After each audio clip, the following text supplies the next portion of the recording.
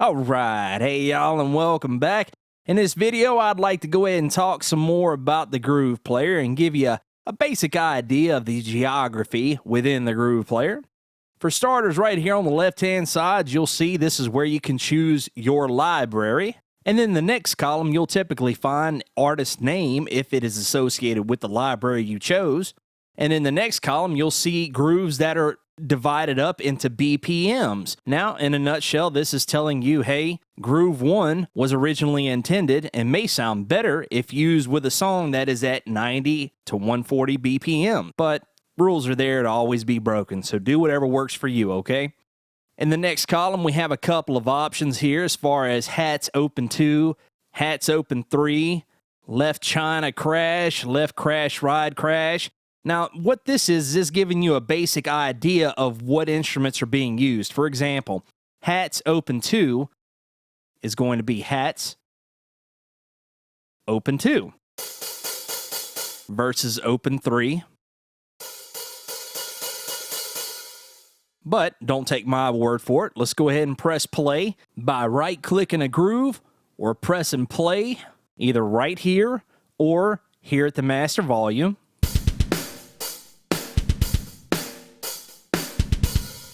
Hear that there? So that's the difference. And in the last column, you'll typically find the kit pieces that are used to make up that particular groove, okay? And in a nutshell, that's everything to do with the window. Now, there are some really cool things that stand out about this Groove Player. Whenever you decide you want to hear individual kit pieces, all you have to do is go ahead and click on those kit pieces and press play.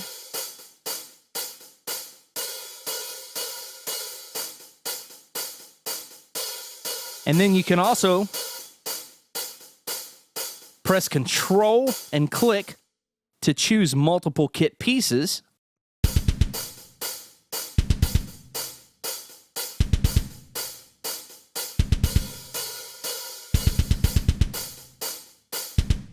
Now, I could stop there and I would be impressed, okay? Because the fact of the matter is, what I just now heard gave me an idea for a song. But I'm not going to stop there, because at this point in time, if you like, you can click and grab these two kit pieces and you can drag it and drop it into the sequencer of your choice, such as Logic, Studio One, Pro Tools, Cubase, Live, or any of them, okay?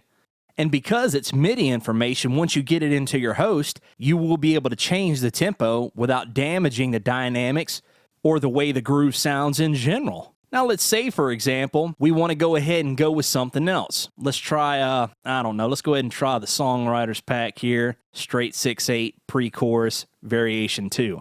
All right, I'm going to go ahead and press space bar now since I'm in Tune Track Solo. And that sounds good as is, but I don't know, it might be a little bit too hard or soft for what you're looking for. So what do? Well, that's where the velocity knob comes into play, right down here. By clicking and turning it, you can either dial it down to give it a softer velocity or dial it up to give it a harder velocity. You can also press Command and click on a Mac to return it to its default position, or Control, click on a PC to return it to its default location.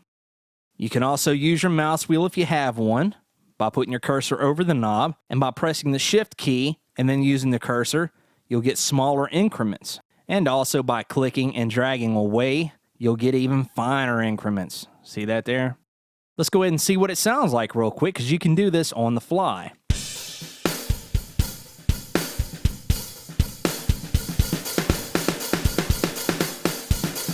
See that there?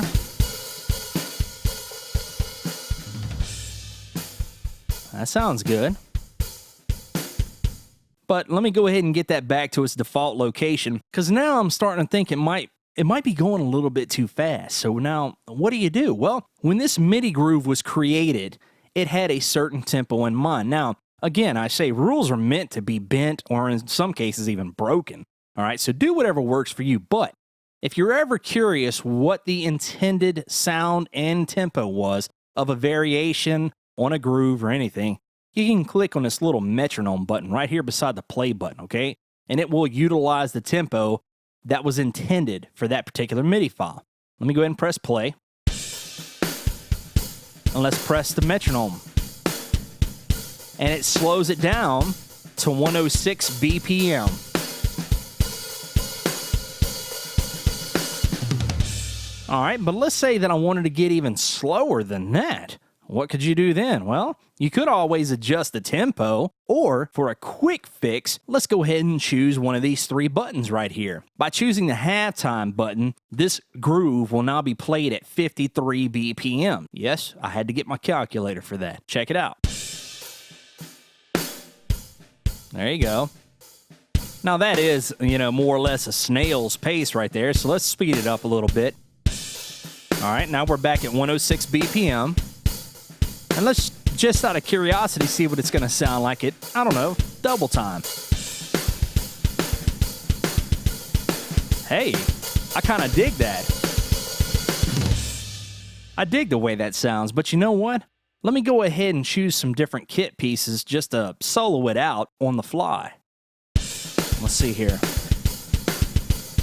I know I want to keep my kick. Let's see here. Let me go ahead and press my command button or control on a PC and click another piece.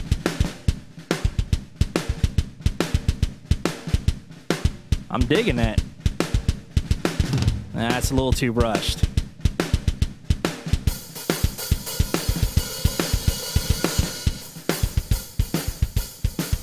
There we go. And now, like I showed you a moment ago, I can go ahead and click and drag this section here and drop it into my sequencer, or I could come right here and do the same thing. Boom, and drop it. Okay?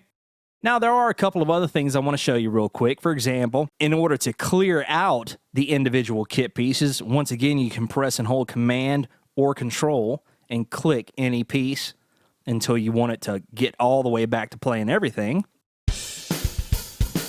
Just like that there. But let's go ahead and check out some other variations. For example, let's go ahead and hear variation number 1.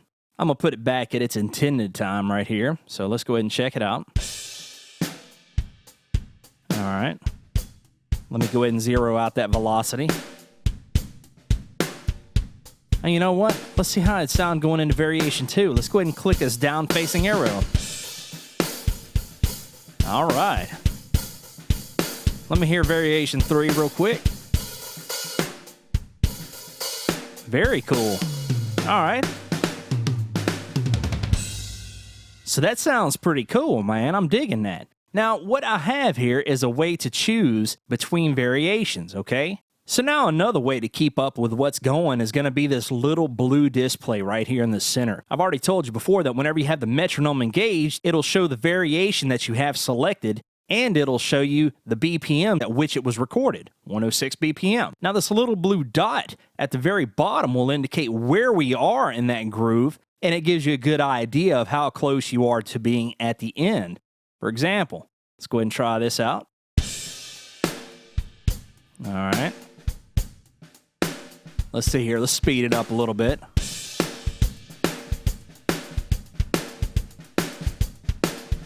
See that there?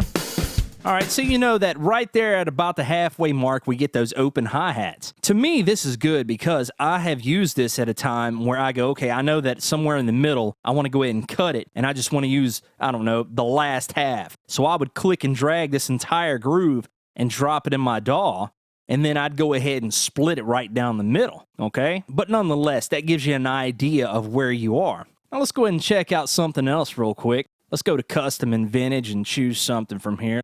Hats closed, variation number 3. Let's go ahead and press play. Yeah, see? That sounds good, but you know what? Let's go ahead and try this with another snare. All we have to do is come into the construct page and go ahead and choose a different snare. Cool. Now I can pitch it down. Let me go ahead and pitch the kick drum down. That's pretty cool because all the things that we've discussed so far, you can do in real time. But once again, I got to tell you, don't take my word for it, okay? So go ahead and go get into that grooves player and start rocking and rolling and make that $1 million hit. be sure to pass some of the profits on to me too.